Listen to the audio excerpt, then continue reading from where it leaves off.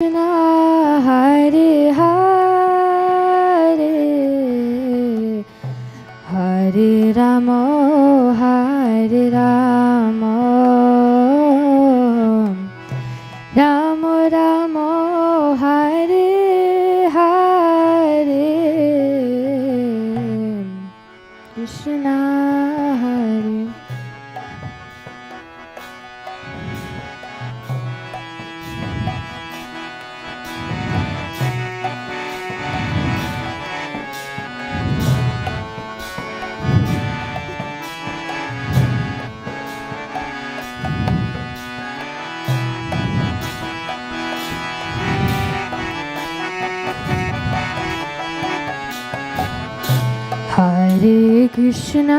Hare Krishna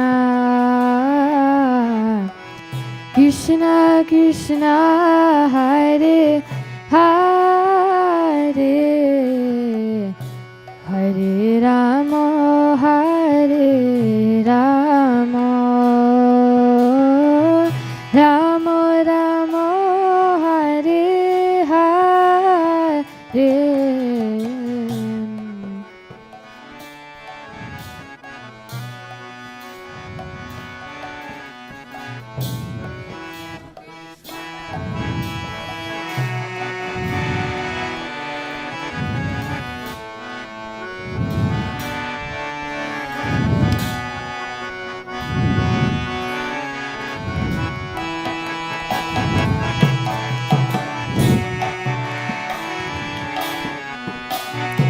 Hare Krishna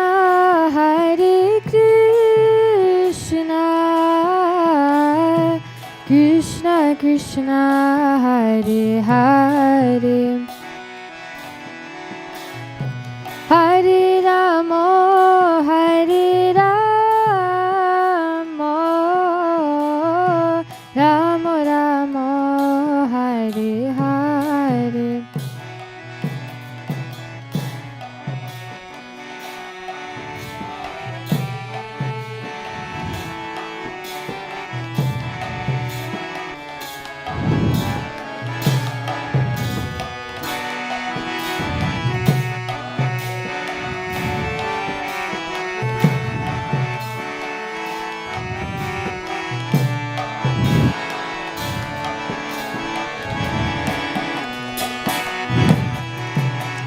Hare Krishna Krishna Krishna Hare Hare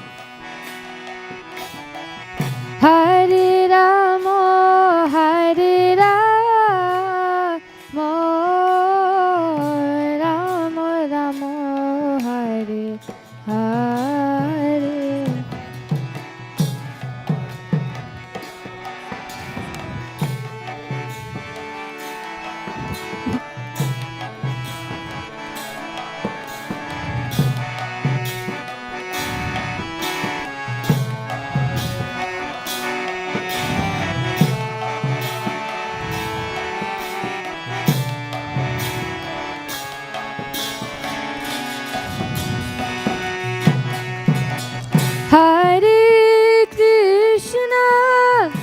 Hare Krishna Krishna Krishna Hare Hare Hare Rama Hare Rama Rama Rama Hare Hare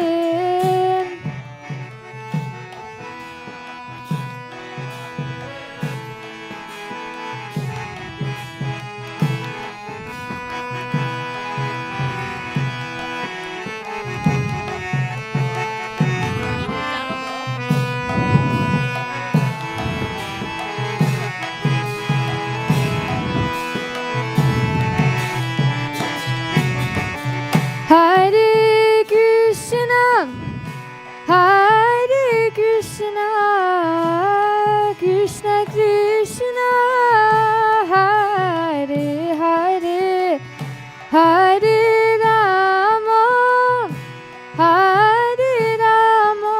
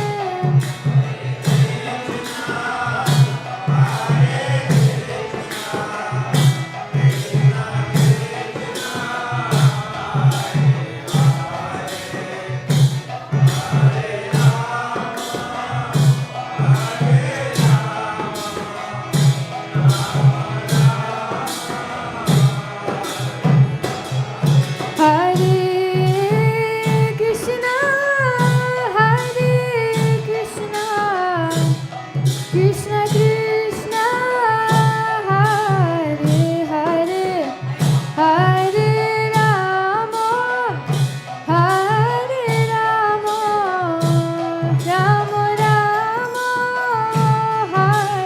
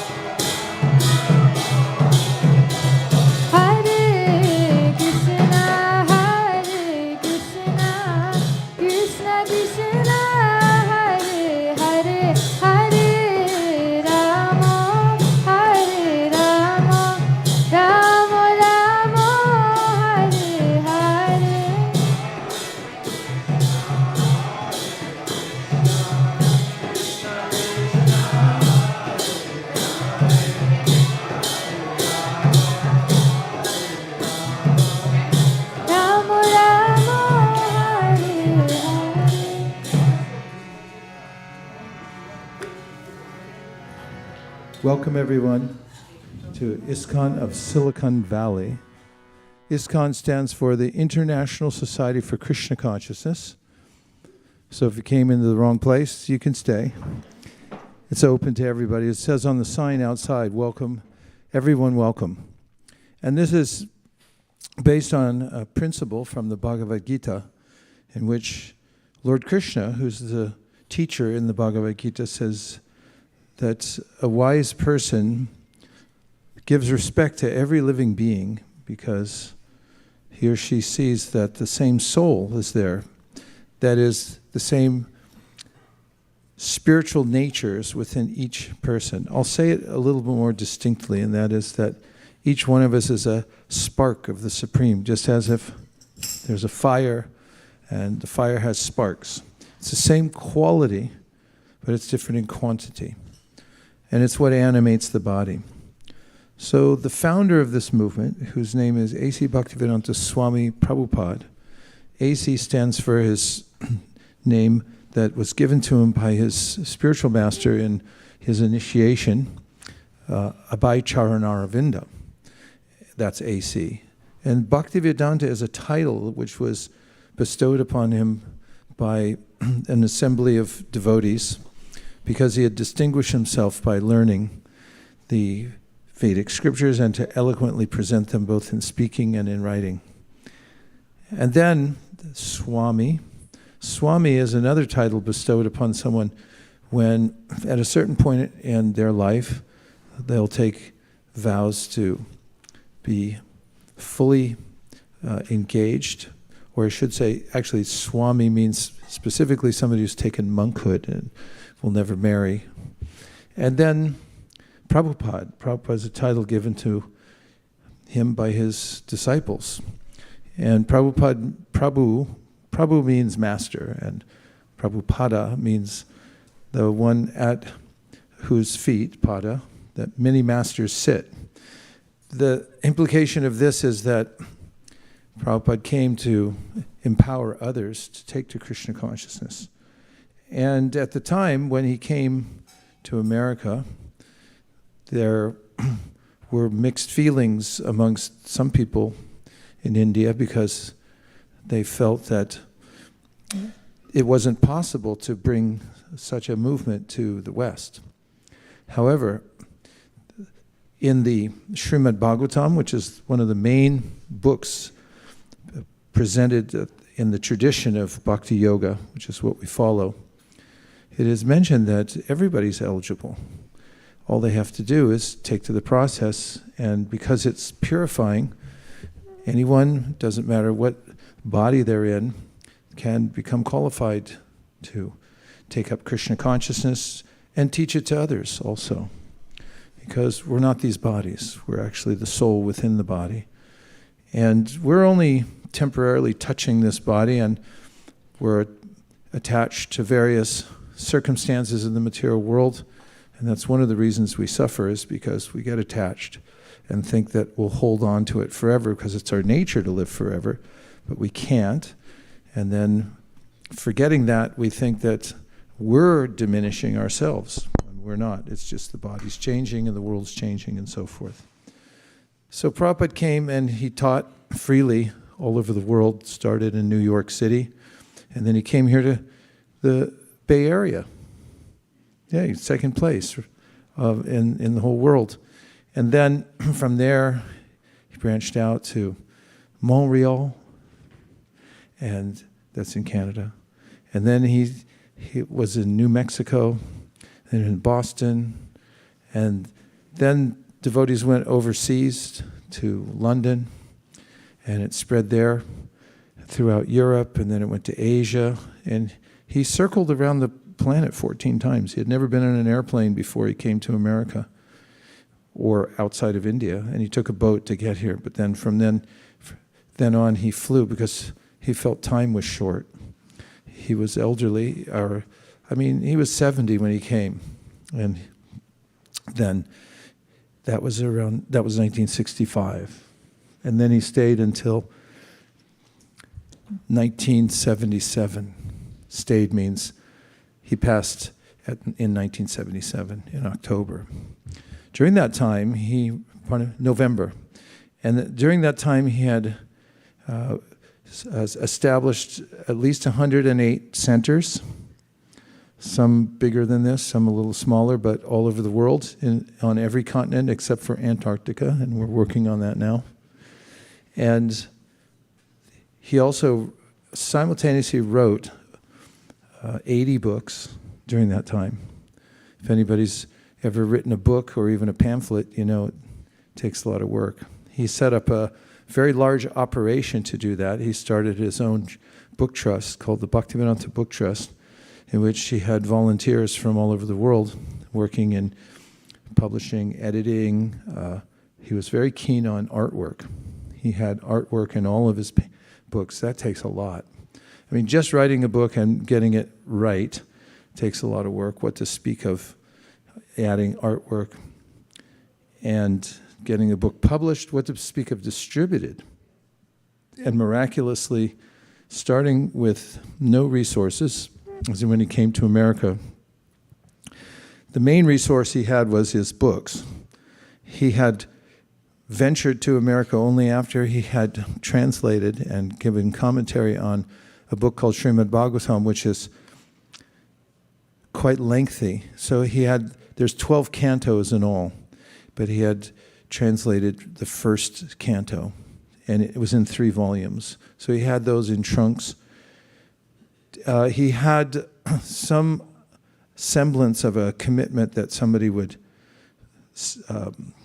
sponsor him, meaning that they would say, we know him, he's okay, let him in the country. And that person lived in Butler, Pennsylvania. And so, although the person never thought he would actually come, they had signed a little thing saying, yeah, if he comes, fine, well, he can stay with us for a couple weeks.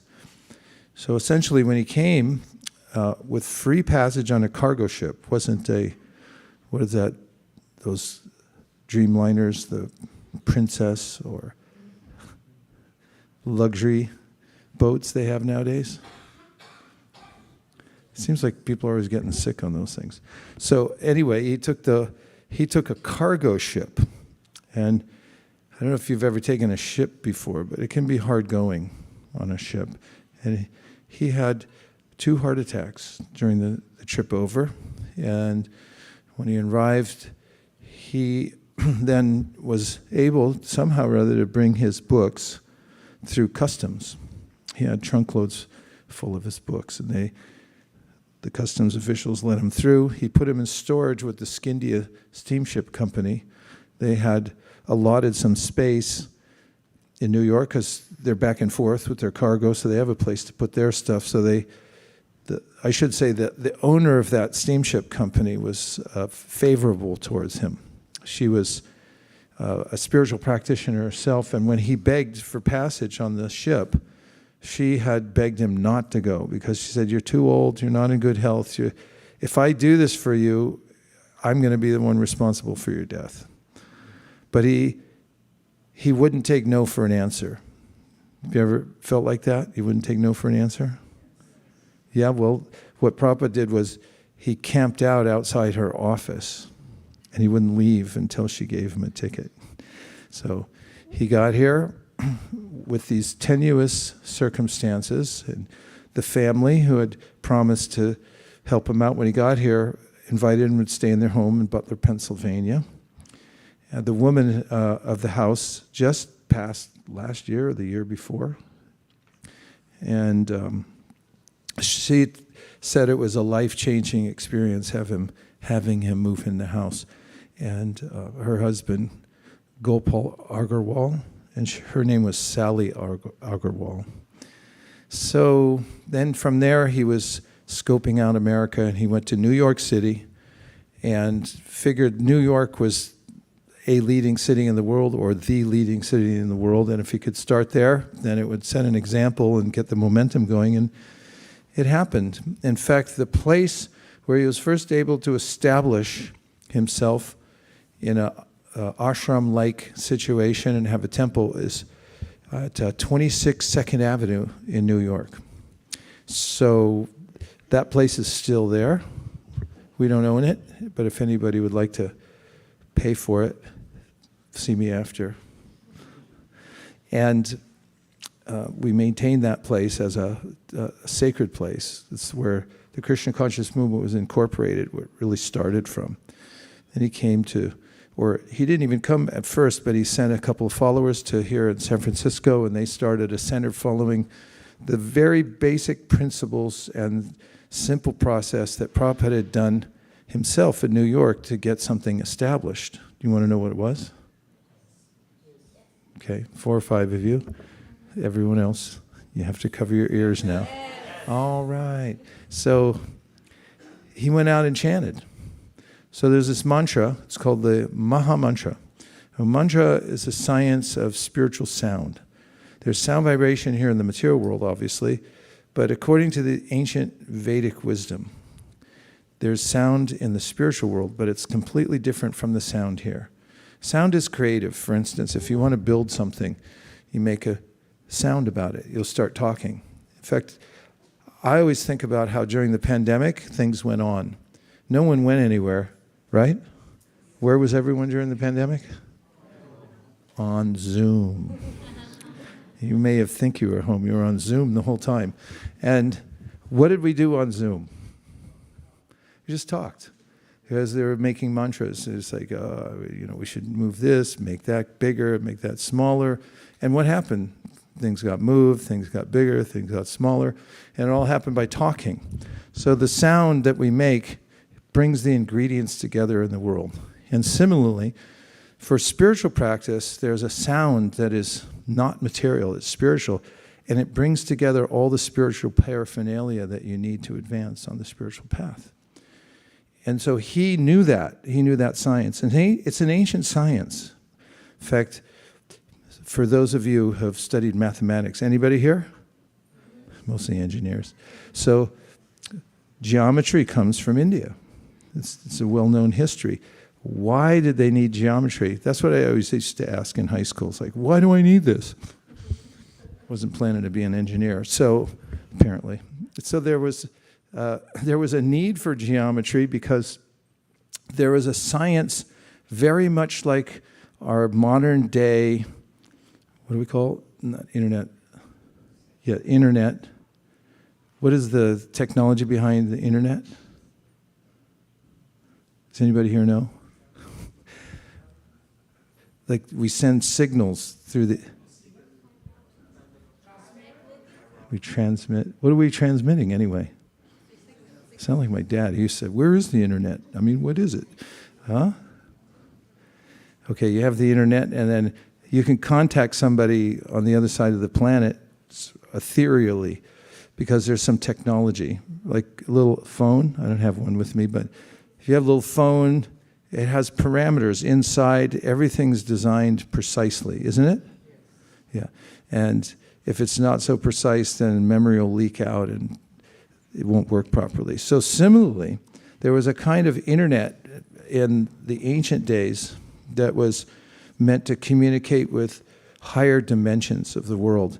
And to do that, they had to create very precise, technologically based structures. So there was a system back then for reaching higher realms, and it was done through these ceremonies using sacred mantra, and they'd build a fire, and the fire pit had to be exactly in certain dimensions, and that's in order to measure them properly and put them in place. Geometry was also necessary to triangulate and get everything the way it was supposed to be.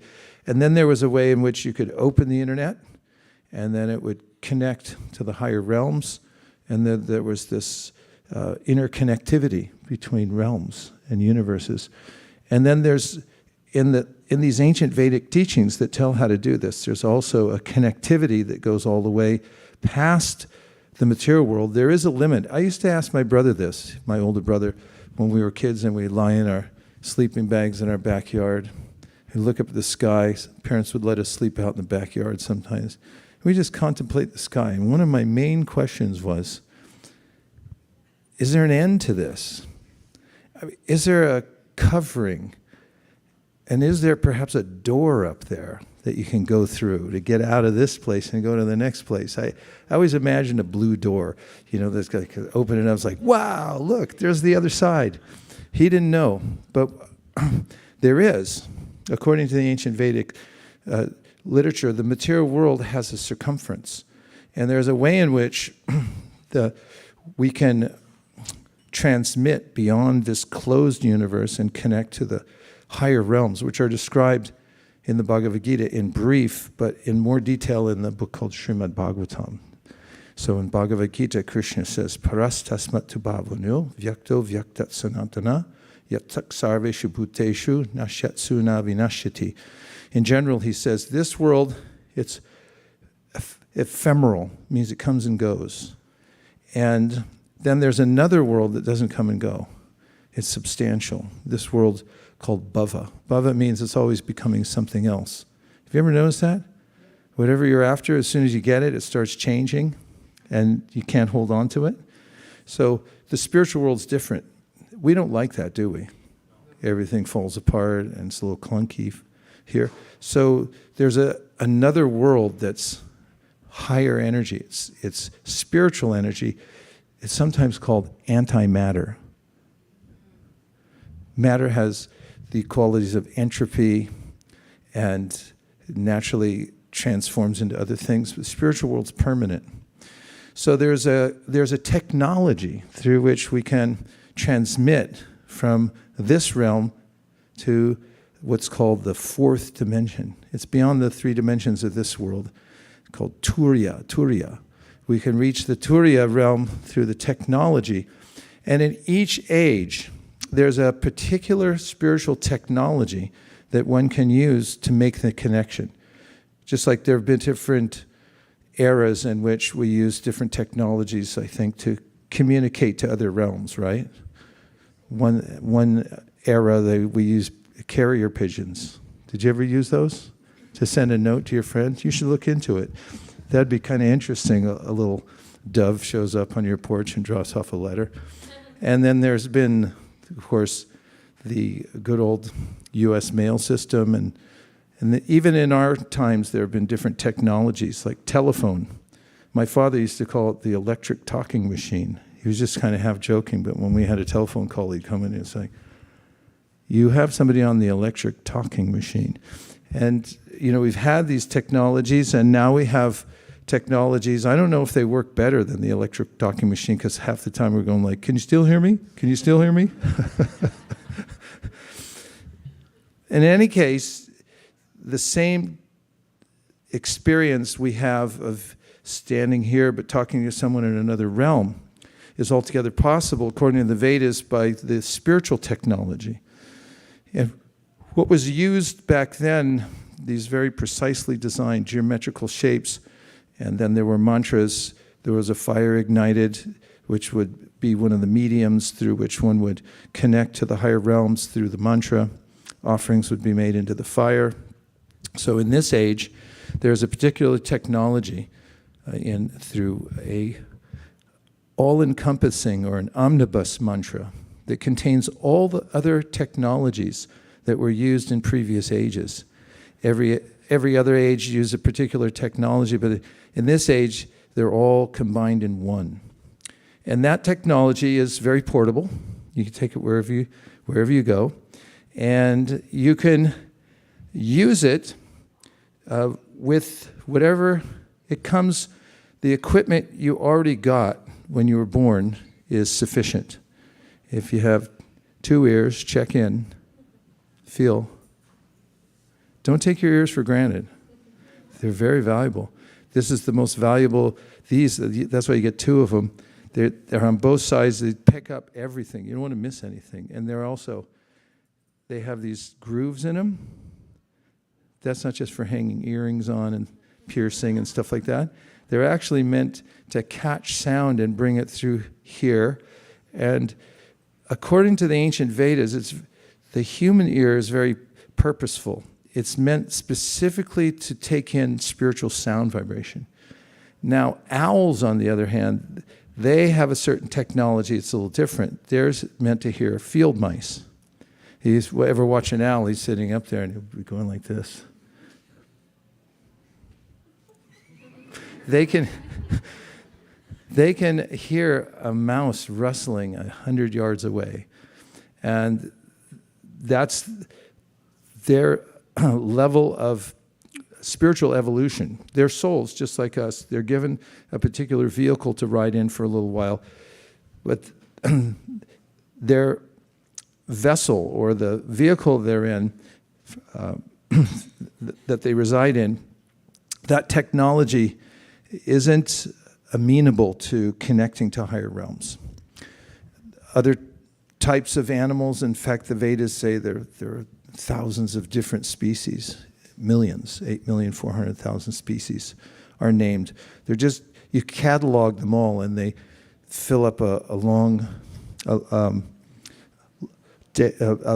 database. But the human body is especially designed to catch spiritual sound. So if you ever wondered why you had an ear on each side of your head, it's to catch spiritual sound. What's the ears on either side of your head for? Correct. So you're able to catch spiritual sound, and from that, when the sound goes in your ear, then it transforms the inner workings, your inner workings. So everything happens from a subtle level and then manifests to a gross level. And whatever we have in our life, say the Vedas and the Bhagavad Gita, we've manifested from subtle desire, and then it manifests outwardly. The world around us is all accommodating. That's scary, isn't it? Ever hear, like, be careful what you ask for? Anybody ever tell you that? Yeah, because you might get it, right? You ask for this, ask for that. It's like, hey, you got it now. What are you going to do with it? So they say, in this particular vehicle that you have, it has all the technology that you need to connect to that 4th dimension. And then comes an instructional that shows you how to make that connection.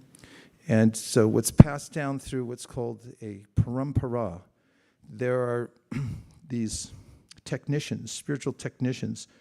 They learn the technology of the mantra, and they're able to transmit and connect to the higher realm, and then they teach students.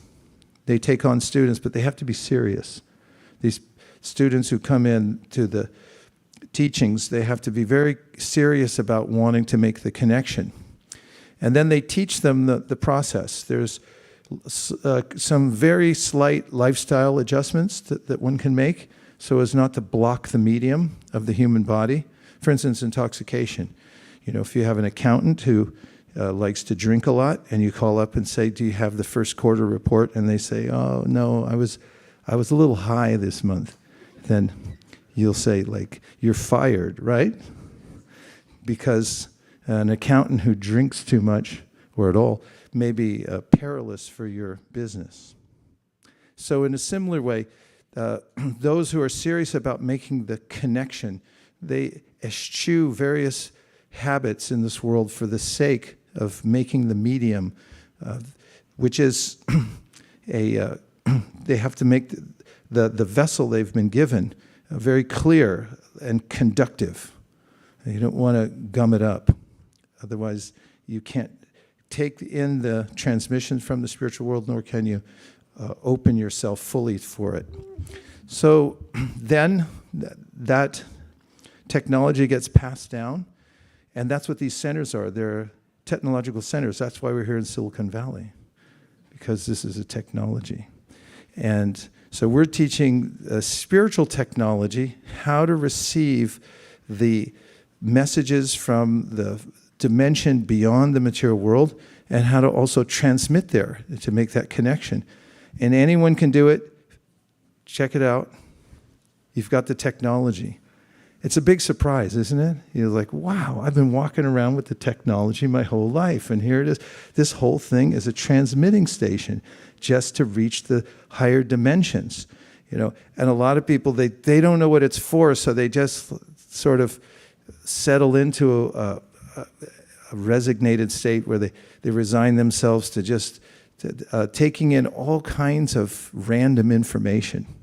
And that blocks the channels also. If you just hear random information, it doesn't help you at all. So here, this training center is coming down, and one of the chief spiritual technologists, A.C. Bhaktivedanta Swami Prabhupada, he came to teach it all over. He went around the world, and he set up centers, and then he said, okay, let this place have a pure environment. And also, he advised those who wanted to practice it seriously, have a pure environment in your mind and your heart and your body, and so you can be conductive. And then, then learn how to do it yourself, and then teach other people the technology, how they can also connect to the spiritual world. What do you think? Yes. All right. So here's how it works. The mantra it's 16 words and 32 syllables. And in the order, like I learned this in statistics, that in certain combinations of numbers, the order matters. Like where does it matter that you can think of that the order of the numbers matters, especially? Phone numbers? Anywhere else? Accounting? That's that drunk account. Like, how's the order? Does it really matter? Anywhere else? Like opening, like your passcode, right? And what else? Zip code, that matters. You're going to send the package often in the Netherlands somewhere if you put the wrong thing in, right? It matters. So the order matters. So there's the mantra is ordered. It's called Paramakshaраkrite. It's a combination of syllables meant to connect you to the Supreme. It's a code. We all know about codes. Codes are something well known to us. So are formulas. Formulas, codes, it's something specific. It's a combination of something specifically meant to achieve a task or take you somewhere. So these are similar codes that connect the spiritual world. So the mantra, it was made available especially at the beginning of this era called Kali, in which this technology is specifically for which it was meant. And the main teacher was named Chaitanya Mahaprabhu. Everyone say Chaitanya Mahaprabhu. So he started it off by going around and teaching people. First, they tested it out. You know how you have a testing period before you launch? I'm talking your language, right? So there's a testing period, and you can go to the place where it's tested, just like you go to Steve Jobs' old garage I suppose. I don't know, is it still there? Or Hewlett and Packard, they started in a little garage and tinkering away. And it's like, hey, Steve, yeah, Steven, how are we going to get this to work? You know, and they put all the things together. I was like, well, works, let's take it out. It took them a while to take it out, right? So in the same way, Chaitanya Mahaprabhu, he started in a little grass hut in Bengal. And he brought together those who were interested in this technology, and they stayed together in that hut for 1 year. They went home in the daytime, but they stayed up all night tinkering with it. And then after a year, when they saw that the transmission was absolute and complete, they said, let's go out and teach it to everybody else. So they went out and they started teaching the technology everywhere, and Chaitanya Mahaprabhu himself went for a long, extended tour of the subcontinent of India, especially in the south area, going town to town, because how else would you do it back then, right? And he would go to a village and he would sit down and he'd gather together the people who wanted to learn it, and then he would teach it to them, and then they'd all start practicing it, and then he'd go to the next village. That way it spread, and that's why he came to America, to teach this exact technology. So it started in New York, it came to San Francisco. As I said, it spread all over the world. And now this technology is fully available, and that's what we teach here at ISKCON of Silicon Valley. So we'll test it out, right? Okay. So there's a few mantras or codes that we say before we start the chanting of the main mantra, just to put us in the right mood. So the first one is to thank the main teacher, called the founder Acharya, who brought it. And then the second one that you'll see, switch it, that's Chaitanya Mahaprabhu in the middle. And that's him just after they came out of their laboratory testing the technology. They brought it out and they taught it to everybody, and they went around town to town. So that names the main ones that were involved in it, starting with Chaitanya Mahaprabhu. And then what you'll see on the screen is the mantra itself that connects you to the spiritual realm. My friend Raghava out in Alachua, Florida, nobody else can move there, by the way. Alachua, don't even think about it. In Alachua, Florida, he sent me through Nirkula a little card, and on it it said God's cell phone number. And I turned it over, and this mantra was on there. And the next morning when I was chanting, because you can do that, nobody can stop you, I tried calling up on the phone. And so this is a ubiquitous sort of understanding that this is a way to connect to the Supreme. So if you think of it like that and realize that there are spiritual technologies that take us beyond all the sound and light spectrums of this realm and transport us or connect us to the higher realms, then you put your mind, your heart into the process, you'll see that you can easily connect from anywhere. And that's the main teaching of Chaitanya Mahaprabhu, and is the main teaching that A.C. Bhaktivedanta Swami Prabhupada brought and passed on to all of us. So we'll start by singing these mantras, and then when I get to the main mantra called the Maha Mantra, everyone say Maha Mantra. Maha Mantra means the omnibus mantra, the mantra that contains all the other technologies. Then I'll say it, and then you listen, and then you repeat, and we'll go back and forth, okay? Namo Vishnu Padaya Krishna Preshaya Bhutale Sri Bhaktivedanta Swami Nityananda Namaste Saraswate Deve Gaurani Prachare Nirvishesha Shunyavadi Paschatadeshvara Jaya Shri Krishna Chaitanya Prabhu Nityananda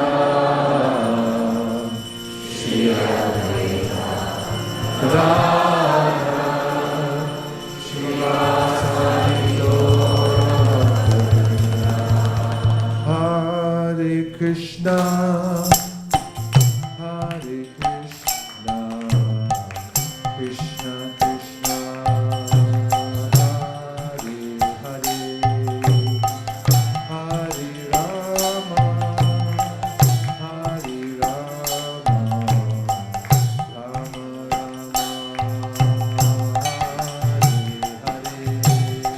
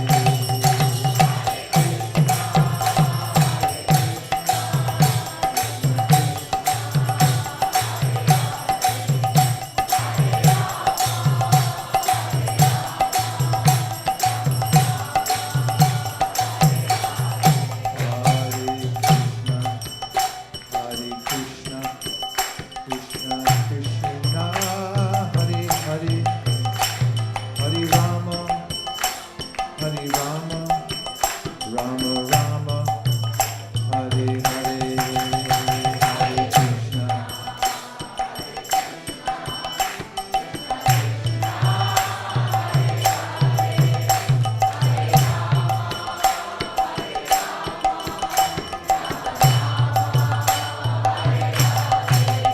Hare Krishna, Hare Krishna, Krishna Krishna, Hare Hare, Hare Rama, Hare Rama, Rama Rama, Hare Hare, Hare Krishna.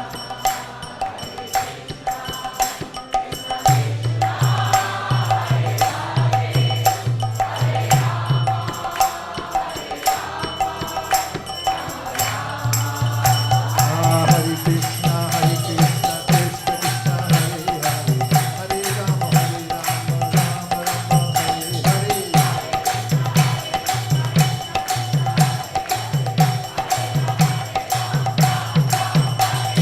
Hare Krishna, Hare Krishna, Krishna Krishna, Hare Hare, Hare Rama, Rama Rama, Hare Hare.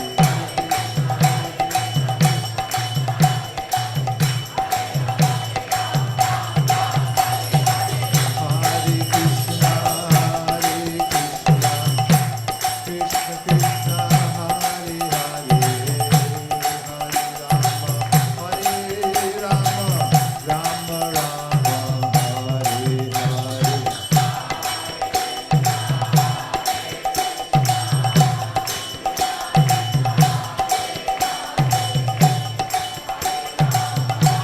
Hare Krishna, Krishna Krishna, Hare Hare, Hare Rama, Rama Rama, Hare Hare. Hare Krishna,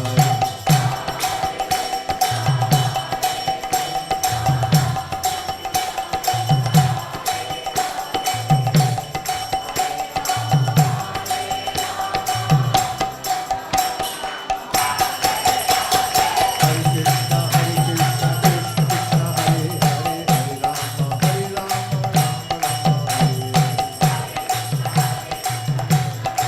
Rama Rama, Hare Hare Krishna, Hare Krishna, Krishna Krishna, Hare Hare, Hare Rama, Rama Rama, Hare Hare.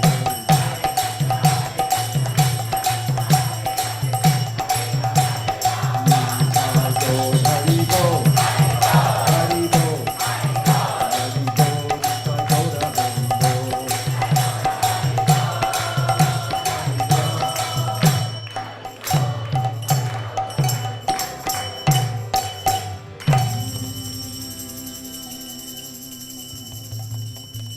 Just close your eyes. Appreciate transcendental vibration. We create these spaces all over the planet for transmission, but you can do it from your own home. Set up your own Wi-Fi. Pick a room, quiet place, clean it up. And then when you start, early in the morning is a good time. Not a lot of other people making noise at that time. And there you can sit and utter the mantra. Keep your eyes closed for a minute. And we're just going to try saying the mantra. Are we on C now? Okay, we'll try it at a middle C here. It's a good range for everybody. And we'll say the mantra, and this is different from singing with a whole room of people. We can do this from your home and make the connection to the spiritual world. So I'll start the mantra and then you can join with me and we'll say it in unison. I'm going to go kind of slow, so we use our breath also. Hare Krishna, Hare Krishna, Krishna Krishna, Hare Hare,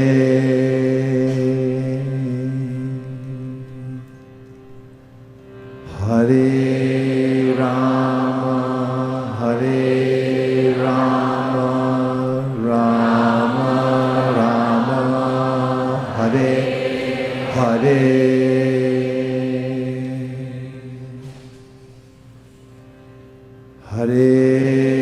Krishna, Krishna Krishna, Hare Hare, Hare Rama, Rama Rama, Hare Hare, Hare Krishna, Krishna Krishna, Hare Hare, Hare Rama, Rama Rama, Hare Hare, Hare Krishna, Krishna Krishna, Hare Hare, Hare Rama, Rama Rama, Hare Hare. Last one. Hare Krishna, Krishna Krishna, Hare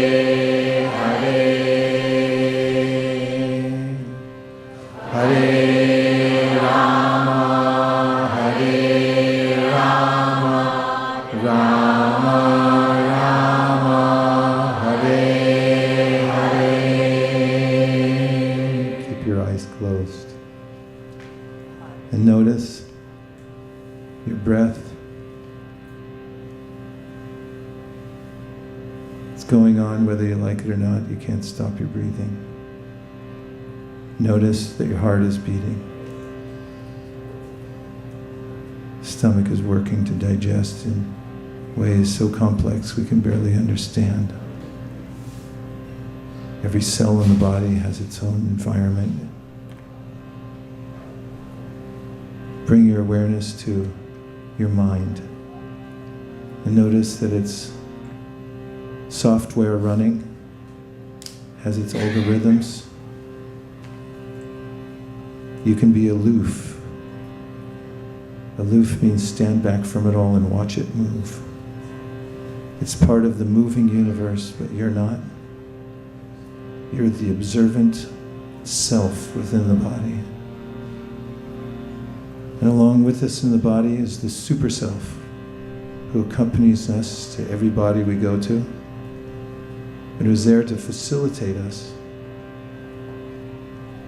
And when we turn our attention to this chanting, then the super self begins to move heaven and earth around us, to rearrange our life in ways that are favorable for us to come closer to the spiritual realm and to the presiding deity of the spiritual realm, Krishna. It's the source of all. He's love personified.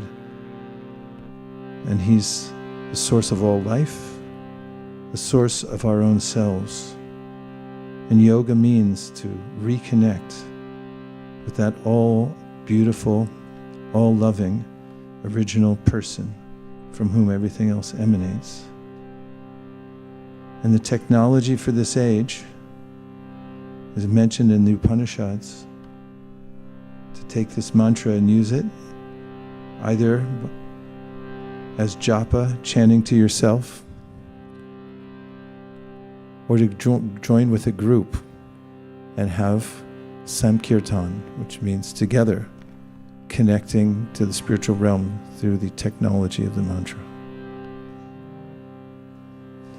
And just notice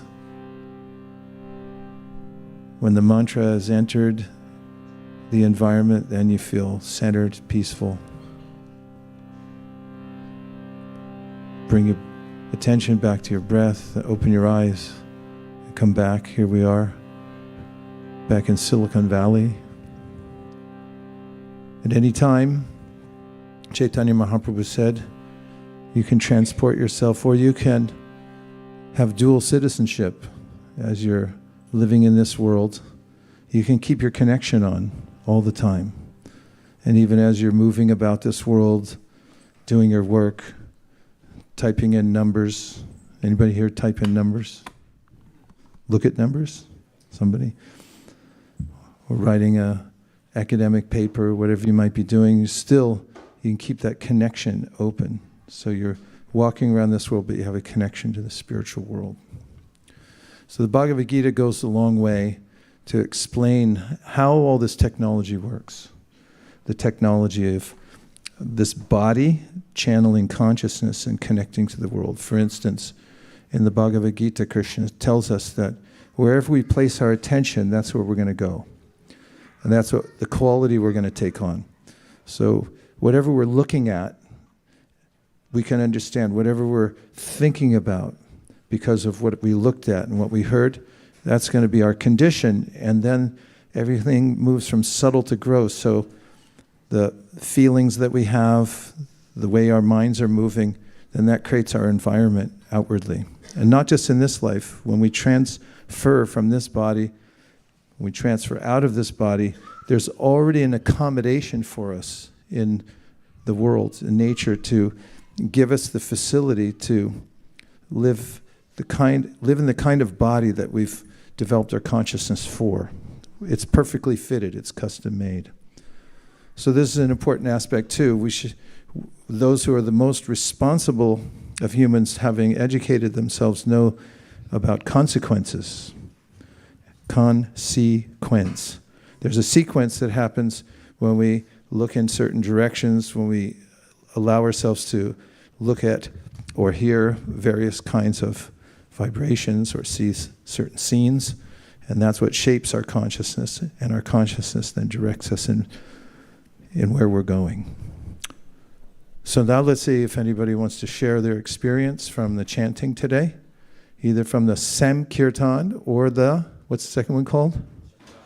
Japa. And Hanumat Prasheka Swami, who used to come here a lot, he now lives in India at Radhakund, but he taught us japa. You have a jaw, right? And you have a paw. Japa. So what did you think? Were you able to transport yourself or feel a connection to the spiritual realm through the technology? I need a little more human interaction. Although I'm in a crowd, I'm feeling a little alone over here. You might want to help me out just a little bit. So what are you thinking? Express yourselves, share. If you have a question about how to work the technology, or my connection didn't go through, what do I do now? You got to get tech support, right? That's what a guru is. See, when you do this, just like if you buy a high-tech product and you're going to need like customer support, you call them up, so how come it doesn't work? It's like, oh, okay, let's go through a diagnostic and let's check, see how you're doing. So in the Bhagavad Gita, Krishna says, in order to work the technology all the time, you get a spiritual technologist. In ancient India, they call guru. Guru means somebody who knows what they're talking about, because they were serious and they listened in class. They sat there and listened carefully. And then they applied the technology and they know how to work it, right? Yes. We're going to give you a microphone. In 7 seconds or less, or your money back from today's class. Oh! Plus the medical expenses.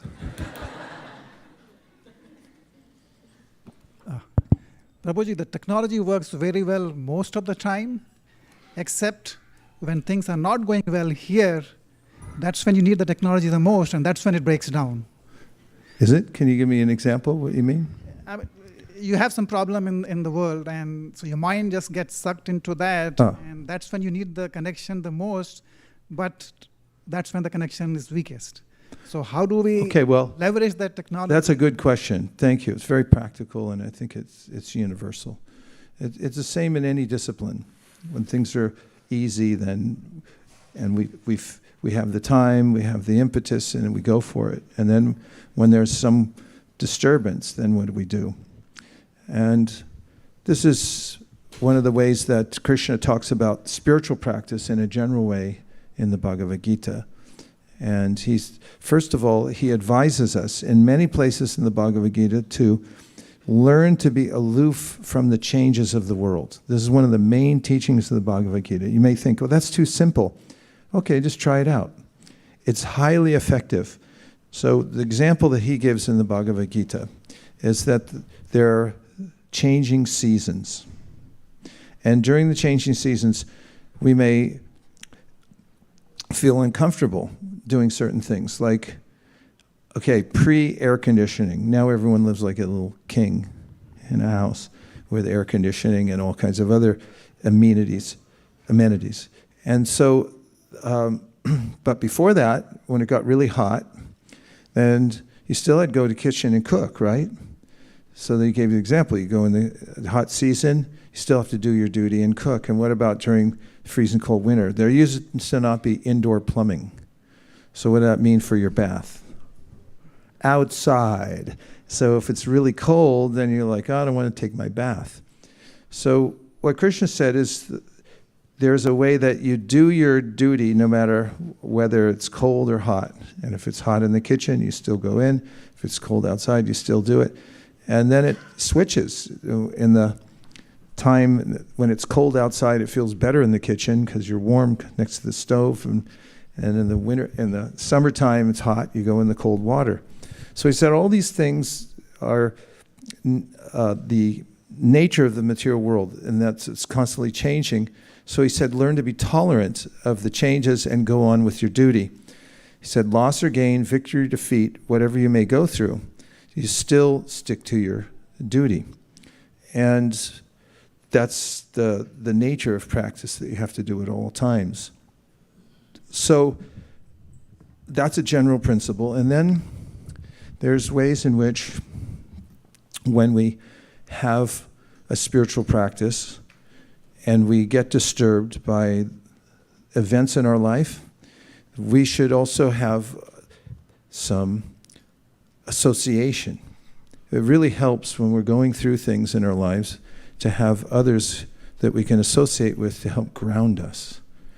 And therefore it's recommended by Krishna in the Bhagavad Gita that you take association with those who are strong in their practice. So when you feel a little bit down, they can carry you along. And that's one of the reasons that since a time immemorial in the practice of spiritual life, there have been ashramas. An ashrama is a specific place where that is designated for practicing, and other like-minded people come in, and they all practice at the same time. And as an example, one of the ways that people live in ashrams is they get up early. So sometimes when you live on your own, you may not feel like getting up early, right? And then who's to tell you not to sleep in? But I can attest to the fact I lived in an ashram for 13 years. And I remember after I first moved in, and I'd gone traveling down to Los Angeles, because I was in an ashram that used to be in San Francisco on Valencia Street. And we drove down to the ashrama. We were visiting there because Prabhupada was there.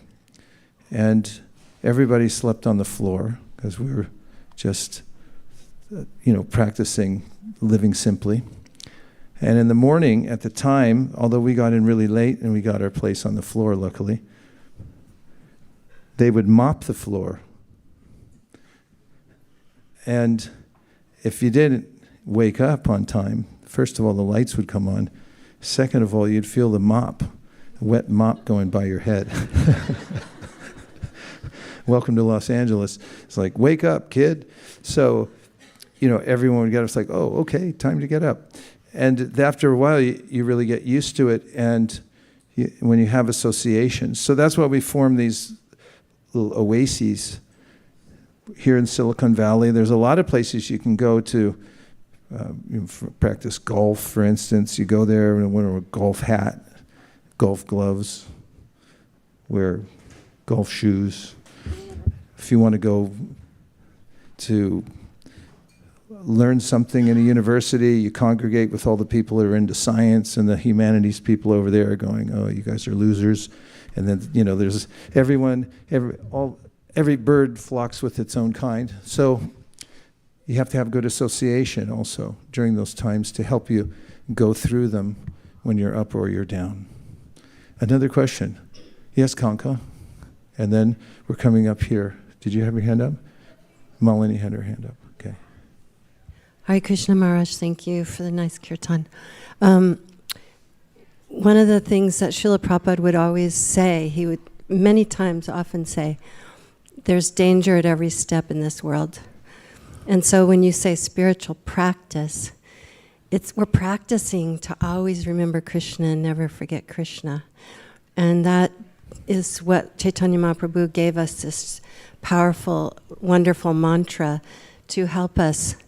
And there were many times, like we'd be out on traveling Sankirtan, and someone would put their brakes on in the middle of the night in the car, and automatically, because we had been practicing for so many years, everyone would sit up and go, Hare Krishna, Krishna Krishna, Hare Hare. So, and I have my own personal experience of being attacked at one time in the middle of the night, and immediately chanting, Hare Krishna, Krishna Krishna, Hare Hare. So it works, the process works, and that's why it's called a spiritual practice. We practice every day. Thank you, Kanka. It's very practical. Malini. Hare Krishna Prabhu. Krishna. There is one thing is that we wake up in the morning, we chant our rounds because it's our duty, and we wanted to please our spiritual master. So what is that we can do every morning we want to wake up because I want to chant now. So what is that one thing that we can do to get to that stage? Is to study the science and know what's in it for you. Ultimately, we do what we want. Living entities just want to have fun. That's what anandamayo bhyasat means. Living entities, they exist for joy because we're come from the Supreme Joyful. And we gravitate towards a particular activity because of our conception of what it'll do for us. So what's very important, along with chanting, is to cultivate knowledge of what's in it for you. And when you have a clear idea of what's in it for you, for instance, if you know just on a physical level, if you get up early and you go for a walk and you drink some nice fresh water, things like that, you'll be healthy. And similarly, when you know what the benefit of chanting Hare Krishna is, then you'll look forward to it. Even if your mind doesn't want to do it or your body doesn't want to do it, you have to be the adult in the room and use your intelligence to say, no, I know it's good for me. Sometimes kids, if you just leave them to their own devices, they could do things all day long that aren't very good for them, right? Possible. And similarly, if we just leave our mind and our senses to their own devices, then they may just get into a rut and even become addicted to things. So we have to fortify our intelligence and understand, why am I doing this? Why is this so good? So there are many books written about this, about the benefit of chanting Hare Krishna. For instance, as is mentioned in the Padma Purana, the name that we're chanting in the mantra, it's actually a name. That's the secret of the mantra. It's a name of Krishna or God. So when you say it, you're making a direct connection with him. So what's the big deal about that? The book says that it upgrades all the aspects of your life. So it says Nama Chintamani. Chintamani is a reference to like a philosopher's stone. Have you ever heard of that? The philosopher's stone? Sometimes people call it touchstone, but that's a misnomer. Touchstone is something else. Philosopher's stone is a stone that if you touch any ordinary metal, like iron, it turns into gold. Right? And so, Nama Chintamani Krishna means that when you chant, all the ways that you want to upgrade your life happen automatically because you're touching the name. That's good to know, right? And all the happiness that one's looking for anywhere in the universe becomes available. All the stipulated energies that lead to happiness are all there in one place, all in the mantra. So one of the poets from antiquity who teaches about mantra said that there's nothing else to be had in all of the worlds except this mantra. And this is a practice when you understand how valuable it is, that just by connecting with it, all the things my mind says it wants to go shopping, right? And say like, over here, over there, over there. If I just had that, if I just had this, if I just had, be happy. So what the ancient teachers are saying, everything that you're looking for is already there in one place. One-stop shopping. You only have to go to this one place. So if you cultivate that understanding, then when you think about chanting the mantra, first your mind has said, why don't I do this, why don't I do that? Yeah, but why do that? Why not get it all in one place?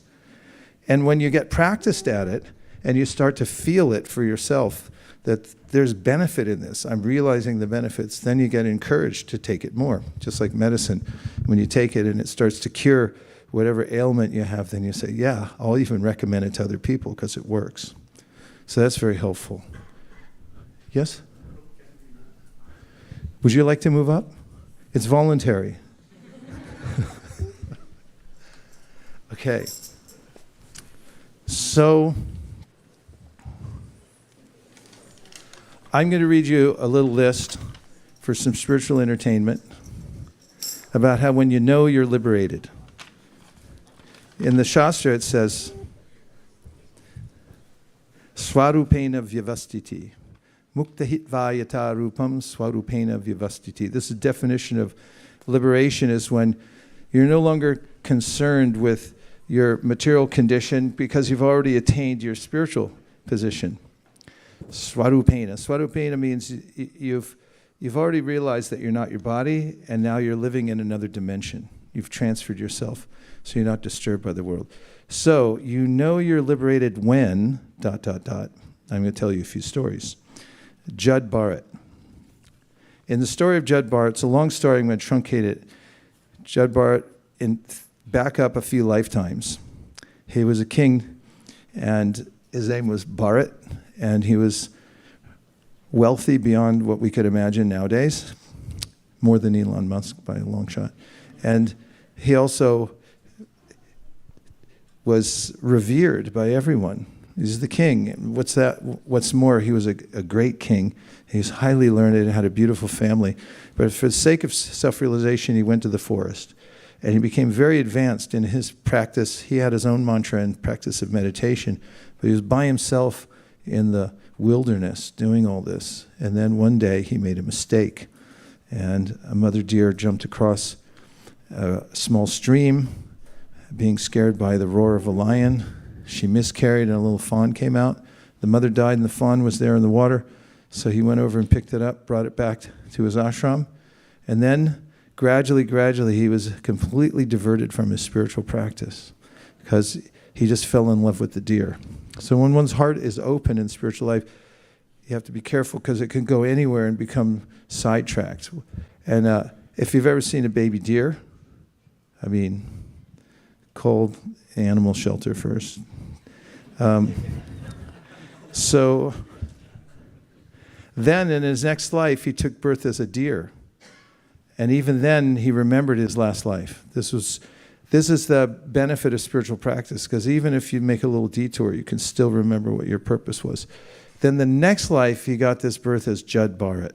So as Jud Bharat, he came in a very elevated family, and he was fully aware of this journey he was on. So he said, this time I'm not going to interact with anybody, my family or whatever. So he pretended to be Judda, which means to be like stone-brained, like he didn't have any intelligence. So then when his loving parents were deceased, he had very sinister and evil siblings, and they mistreated him. And one of the ways they mistreated him is when anything was burned, at your house, if anybody's cooking and they burn it, like it's burned, it's left over, and nobody will touch it. They wouldn't even feed it to the animals. That's what they fed to Jud Bharat.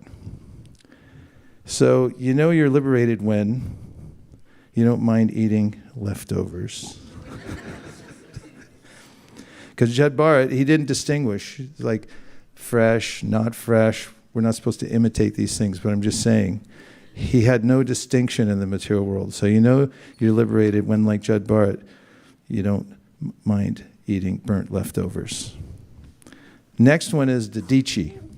Dadichi Muni is mentioned in the Srimad Bhagavatam. He was a detached sage. How detached was he? You might want to ask. Ask me. How detached was he? He was so detached. Then when there was a formula needed in order to make this powerful weapon that Indra was going to use to kill Vritrasura, it's a long story, they needed the bones of Dadichi, the great sage, because he had been chanting these mantras his whole life and his bones were surcharged with this power. So lucky I started off with basic stuff, right? So then they were told that you go ask a little charity from Dadichi. And they said, what kind of charity are you going to ask him for? He said, just ask him for his bones. And they said, he won't mind because he's liberated. So you know you're liberated when you don't hesitate to donate your bones to Vishnu's cause. Someone comes and says, you know, can you give $5? Like, well, I don't know. Like, remember Dadichi Muni and see if you're liberated. It's like, yeah, just need a little donation. What do you want? Bones? You mean my bones? If you're ready to give them, you're liberated. The next one is Bali Maharaj. Bali Maharaj was king of heaven for a while. He had usurped the position of Indra. Again, long story. He was a great king. Great kings of that time really were generous. They used to give to everybody. So there was a plan afoot in the universe to take back to the heavenly kingdom, and that was that Vamandev, who was an incarnation of Krishna, came as a little brahmachari, about this big. And he was the cutest incarnation of Krishna ever seen. He had a little deer skin on and little lotus feet. He was effulgent, carried a little water pot, little brahmachari. And so, although he was God, he came and he pretended he was a mendicant. He was just begging from the king. So the king was giving charity to everybody, million here, billion there, jewels, whatever you want. And this little brahmachari came and said, I only want 3 paces of land. That's all I need. And Bali Maharaj said, what are you talking about? I'm the emperor. I give. You take something big. Little brahmachari said, if I wasn't satisfied with 3 paces of land, even if you gave me 3 planets, I wouldn't be happy. And he preached to him. So what happened was, as the spiritual leader of Bali Maharaj, who was a materialist, realized that this was Vishnu asking for the donation, he told his disciple, he said, wait a minute, this is a trick. That's Vishnu. And he doesn't want 3 paces of land. He wants everything you've got. And when Bali Maharaj heard that, although he was considered a materialist, because in his heart he was actually a surrendered devotee, he said, if that's Vishnu, I'm going to give him whatever he wants. So against the order of his spiritual master, he said, you take it. So you know you're liberated when you're ready to give up everything you own for Vishnu. The next is Parikshit. Parikshit Maharaj was cursed to die in 7 days due to a little bit of road rage. You ever have road rage? Did you ever go like this to somebody? Like, you know, why'd you cut me off? Okay. So he got angry one day in the forest because he went in to get a drink of water. The sage was sitting meditating, didn't even notice him, and he thought, I'm the king. What's your problem? And then, so in a feeling a little bit of road rage, he took his bow and he picked up a dead snake outside, came back in and he hung it around the neck of the sage and he walked out. Kind of like someone would scratch your Tesla. Sorry, I didn't mean to ruin your night. So the son of the sage then found out what happened and he had some Brahma Tejas or power. So he then cursed the king and he said, this king should die in 7 days. It was ludicrous for this kid. The king was faultless. He was a great soul, a great king. But this little boy cursed him to die. And what did Parikshit say? I accept it. I deserve it. And not only that, it's God's mercy that I got cursed, because it's taking me away from all my material attachments. So you know you're liberated when you don't get offended when someone curses you to die. Last one is Runty Dave. And in case you're hungry today and you're going, when's this guy going to stop talking? When are we going to do the artik and have prasadam? Runty Dave was a great king. He was known for his austerity and charity. And he had been fasting for religious purposes. And just when he was about to break his fast, somebody came in, and Runty Dave noticed that he was hungry. So he said, you take half.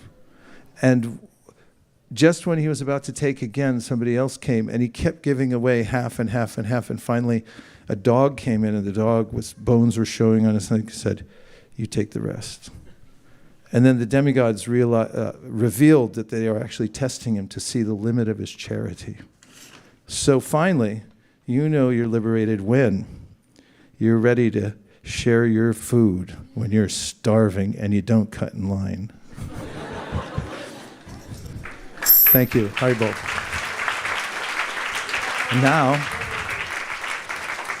Now we're doing something that's sweeping the nation, and that is the Hare Krishna dance party. We had it at Palo Alto the other day. People down there went crazy. We set up on the street corner and we started chanting, and then everyone started coming in and like dancing, and they haven't stopped since. It's spreading all over Palo Alto and now all over Silicon Valley. So we're going to have a Hare Krishna dance party to rival all dance parties that have ever been conducted on this planet Earth. We're going to put these asanas away to clear this dance floor, and then we're going to stand up here. We're going to have a kirtan. Feel free to dance, okay? Thank you very much, everybody. Hare Krishna.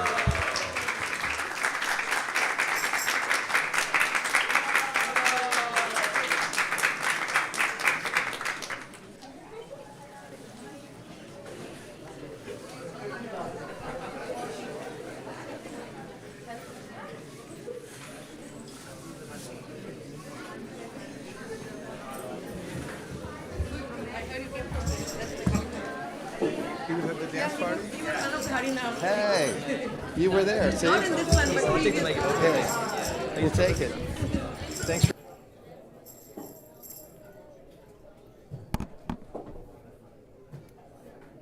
Should I take this? Yes. I'll help you out.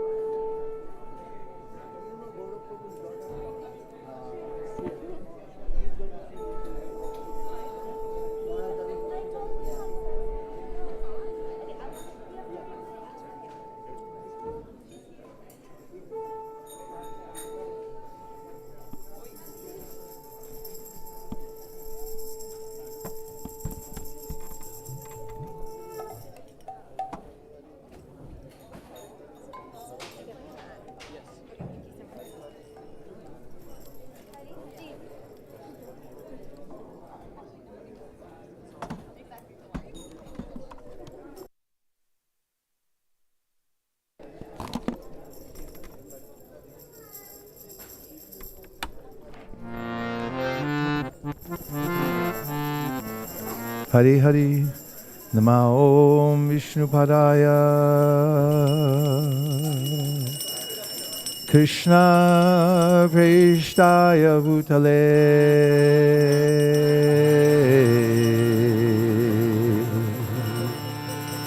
Sri Mate Bhakti Vedanta Swami Niti Namine.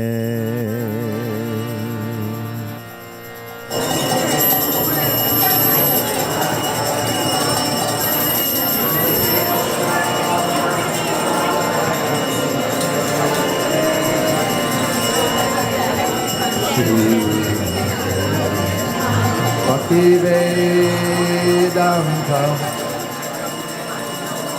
Swami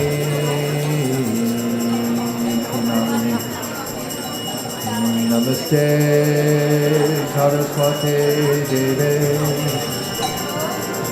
Gauravani Pracharine Devi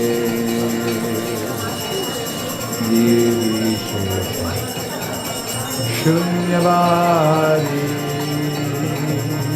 Paschatya Deshatarine Namaste. It's all you.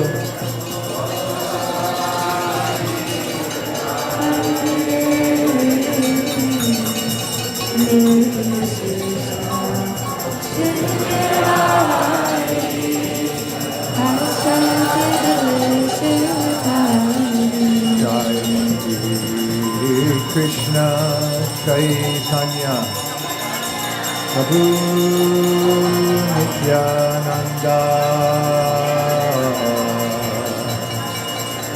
Sri Advaita Gadadhara Srivasadi Gaura Bhaktavrinda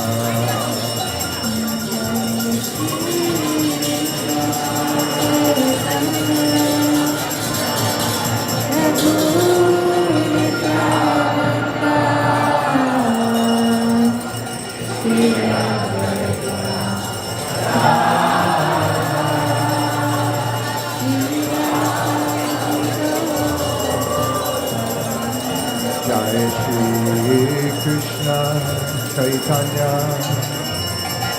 Prabhu Nityananda Sri Advaita Gadadhara Srivasadi Gaura Bhaktavrinda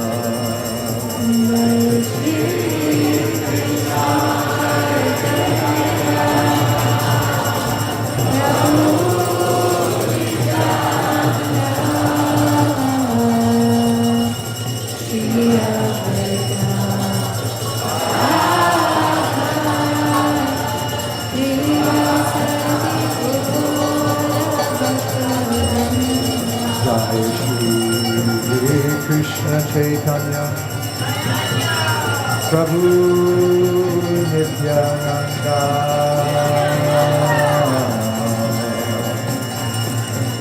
Sri Advaita Gadadhara Srivasadi Gaura Bhaktavrinda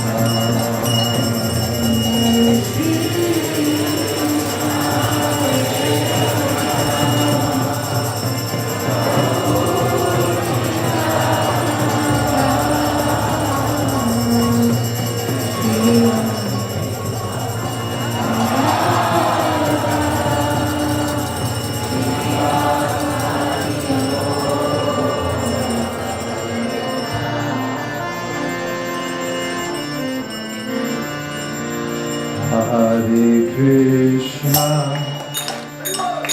Hare Krishna, Krishna Krishna,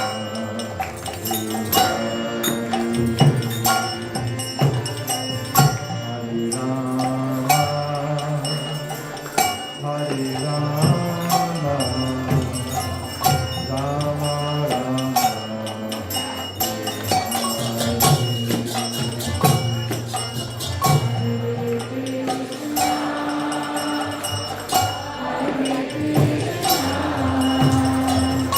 Krishna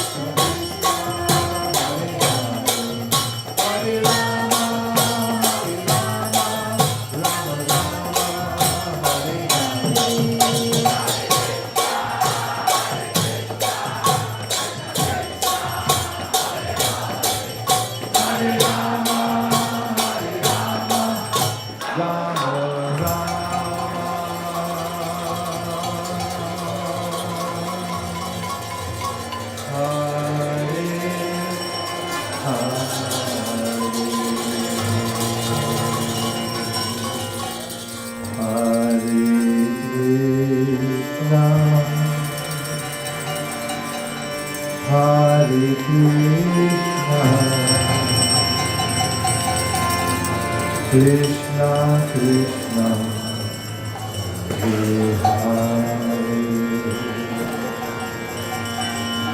Hare Rama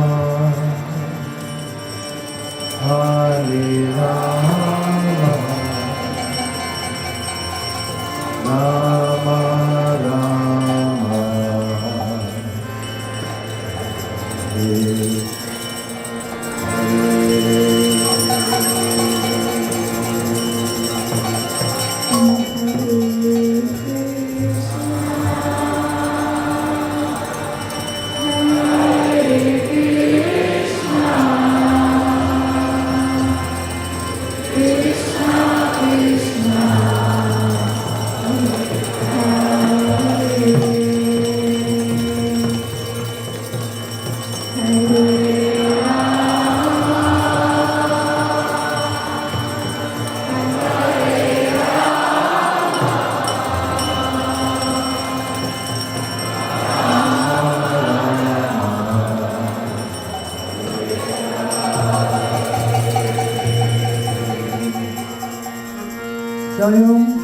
Jayom Vishnupad Paramahamsa Parivajikajaya Shri Saraswati Shrimad Bhai Charanara Bhaktivedanta Swami Maharaj Shri Prabhupada Ki Jai.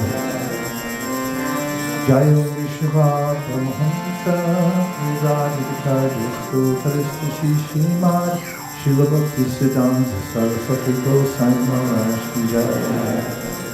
Ananta Koti Vaishnava Ki Jai. Namacharya Shri Thakur Ki Jai. Prem Se Kaho Shri Krishna Chaitanya Prabhu Nityananda Shri Advaita Gadadhara Shivasri Gaura Bhaktivinoda Ki Jai.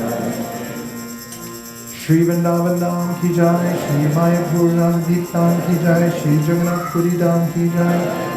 Tulsi Devi Bhakti Devi Ki Jai. Jamuna Devi Ganga Devi Ki Jai. Samheta Bhaktivinoda Ki Jai. Oh, glorious is the Son of the Lotus. Oh, glorious is the Son of the Lotus. Oh, glorious is the Son of the Lotus. Lord Premanandi. We have a designated singer this morning, but I'd like to offer a prayer to Lord Nrsingadev from my heart, which is that my dear Shalabahu's son, Jackson, who many of you know, mishap. He passed away just a couple of days ago. So we're all in the grieving process. We pray to Lord Nrsingadev, please keep Jackson, who came here many times to serve you, under your lotus feet. And also please help his father, our very own dear Shalabahu Prabhu, and his family. They may heal and go through the grieving process with great support and develop more and more faith in the protection of Lord Nrsingadev. Thank you for considering our request. Om Tat Sat.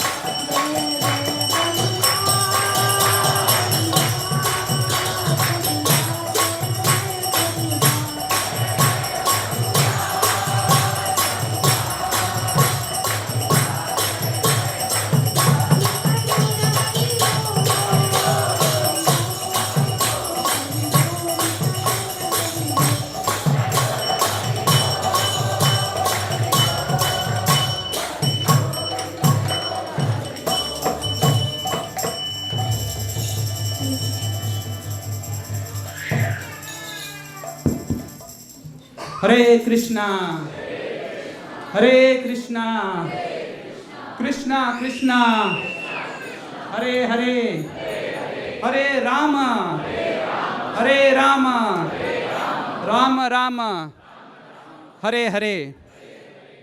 We welcome you all to the Sunday Feast Festival here at ISKCON of Silicon Valley on a warm and sunny day.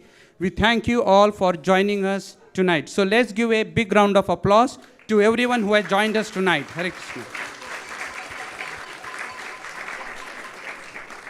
We would also like to thank all our online viewers. So let's give them a big round of applause as well.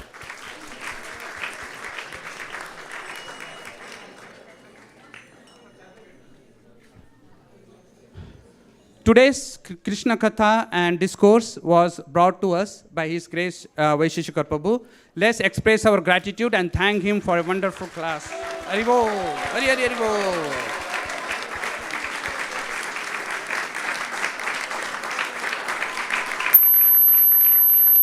We'll also like to thank Prabhu for leading an ecstatic aarti. So let's give him a big round of applause.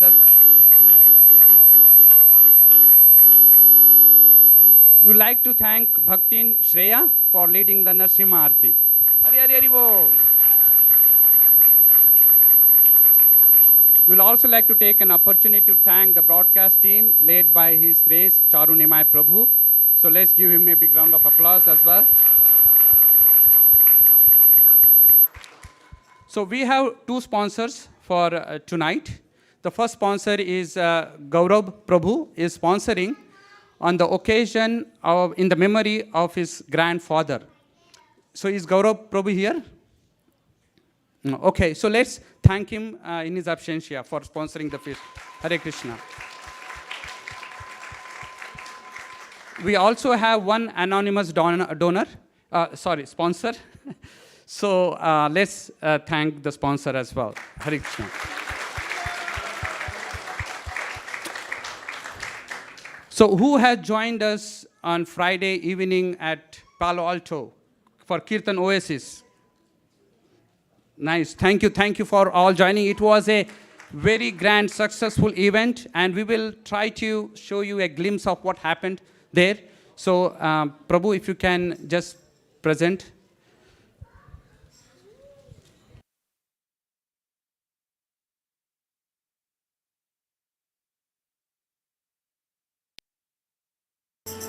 Doyalnitai Chaitanya Bole Nach Re Amarman Doyalnitai Chaitanya Bole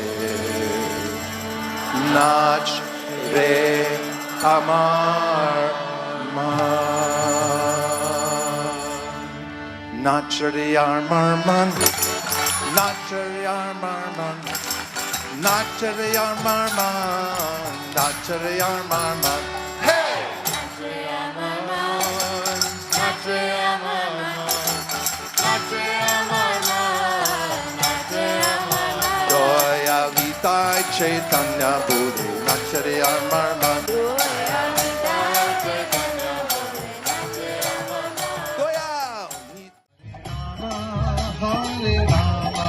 Rama Rama Hare Krishna Hare Krishna Krishna Krishna Hare Hare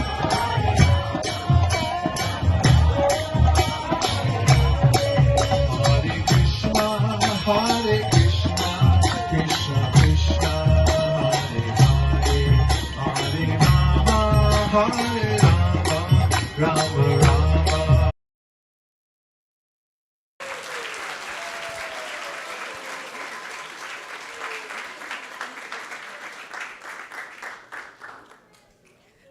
Thank you to everyone for making this happen.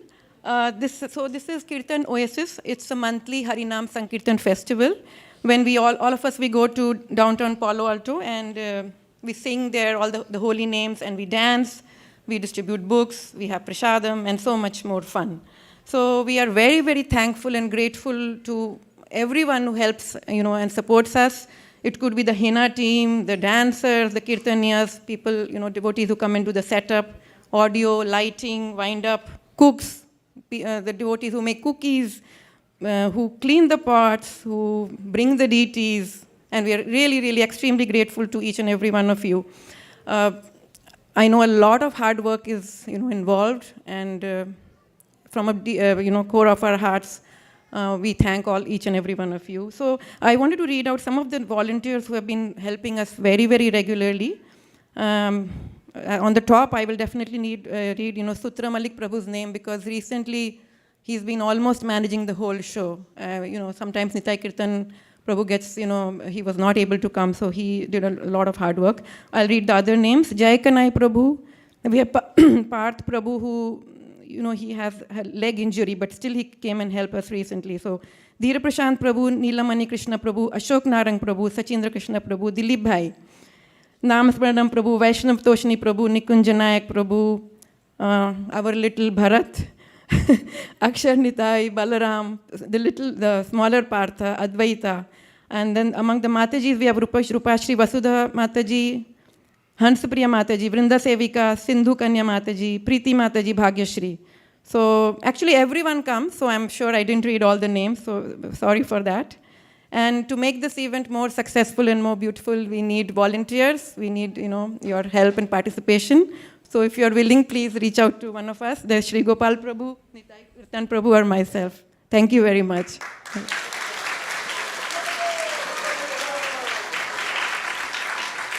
And I just wanted to say this video was made by Bharat. So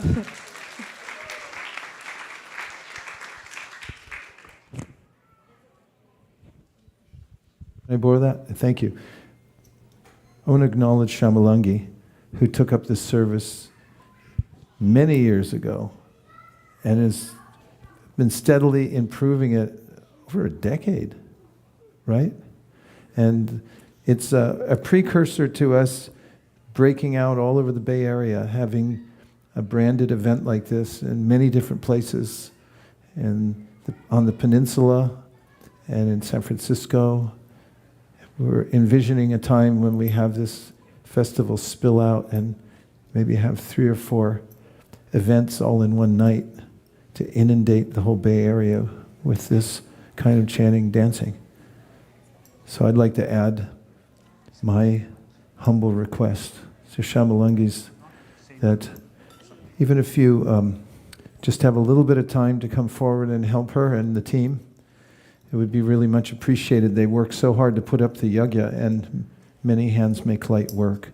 And there's various aspects that we're developing. We're in the branding process now to increase it, and we'll accept any kind of help that you'd like to put. I'm not talking monetarily, although we never turn that down, but I'm just saying that come forward and put your physical labor into helping put the program on, and you'll be very happy, and so will we. Thank you. Hare Krishna.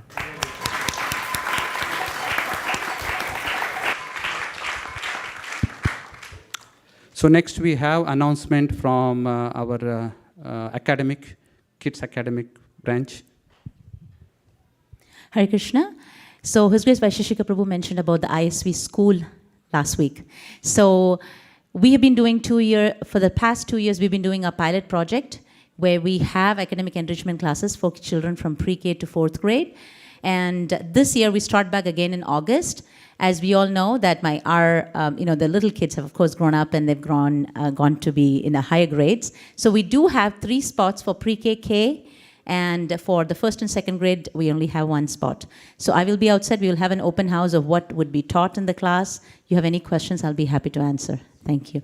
I will not be in Balram room because it's all fully crowded, so I'll be actually outside. Thank you. Hare Krishna.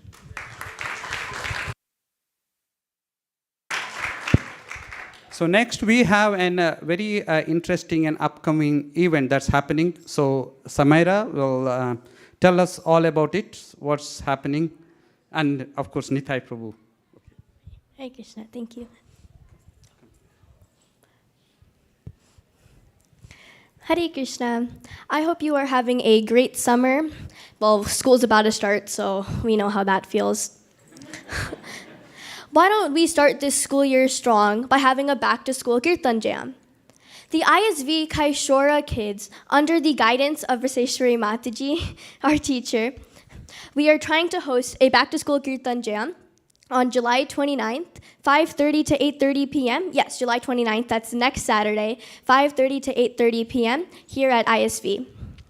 We need mridanga players, kirtal players, harmonium players, singers, dancers, and any other instruments are welcome. The participating ages for the kirtans are ages 8 to 14. And if you're outside of that age range, we still would love for you to come and support the ISV youth and take blessings of Sri Sri Radha Madan Mohan. And now Nitai will speak about how to sign up. So if you would like to sing, play mridanga, or play kartal, you can see Amara or me outside to register. And there will be no walk-in singers, as the schedule will only have the people who signed up. And additionally, if you would like to do other services such as cooking or cleaning, you can also see us outside, and we can guide you on how to register for those. We humbly request that you come and join us again on July 29th, 5:30 to 8:30 p.m. here, so you can support the ISV youth and take blessings of Sri Sri Radha Madan Mohan. Thank you very much. Hare Krishna.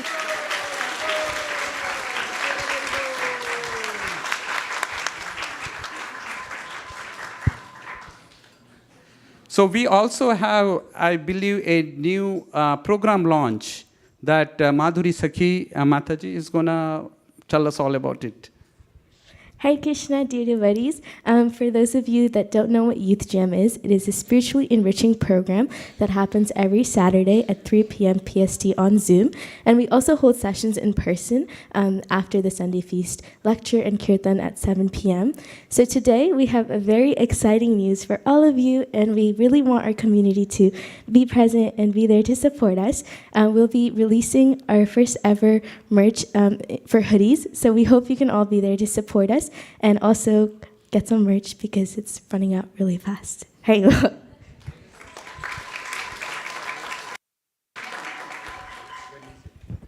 When is it?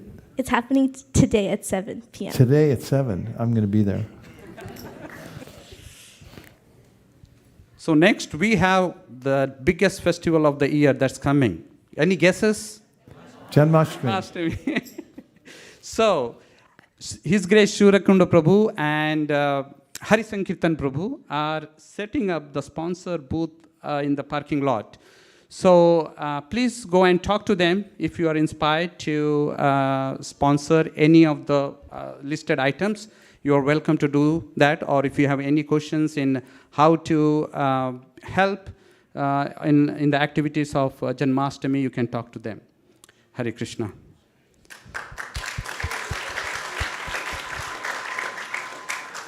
Avantika, so she will announce the cook for tonight. Hare Krishna, today's prasadam was made by Siddha Katha Prabhu, Savarna Gopika Mataji, Mukta Mataji, Hema Mataji, Aditya Prabhu, Saili Mataji, Neha Mataji, Sridevi Mataji, Rahul Prabhu, Balmakund Prabhu, Niharika, and Ramuna, and a special announcement to Sachinandan Hari Prabhu and his father for making the sweet, as well as a special announcement to Giridhar and Raga for emptying the completely full sink.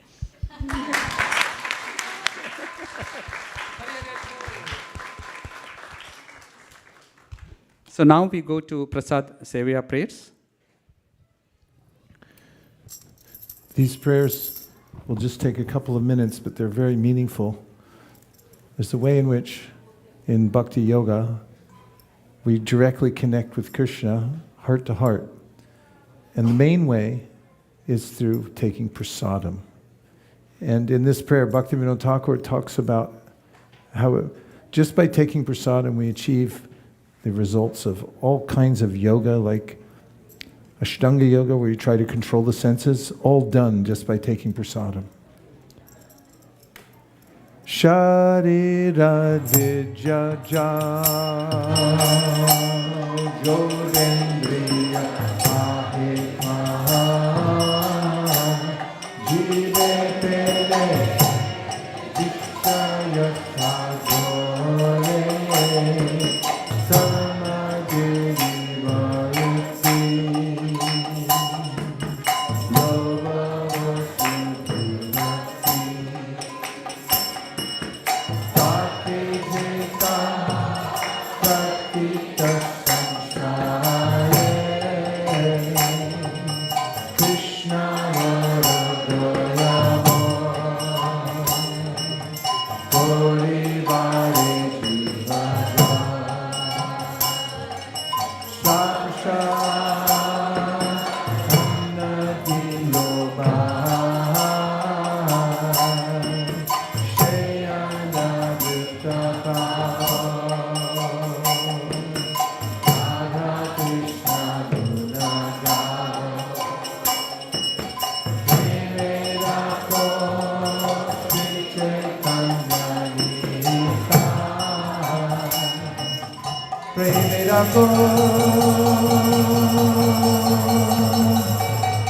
Shri Chaitanya Gita Matchari Govinde Mahabhani Vaisare Sapakunda Sambhaja Krishna Sonar Jaite Prasade Sarva Dukana Amyato Jayate Satsana Cheta Savyatu Krishpada Krishna Krishna Suchanda Suvakara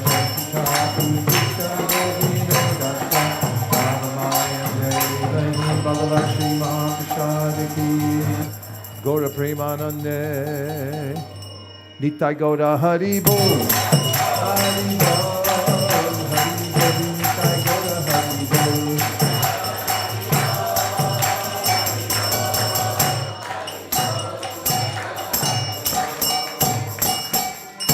Please come take prasadam. Hari Bol. Prasadam today is served in the picnic area. You go right out this door and take a sharp right.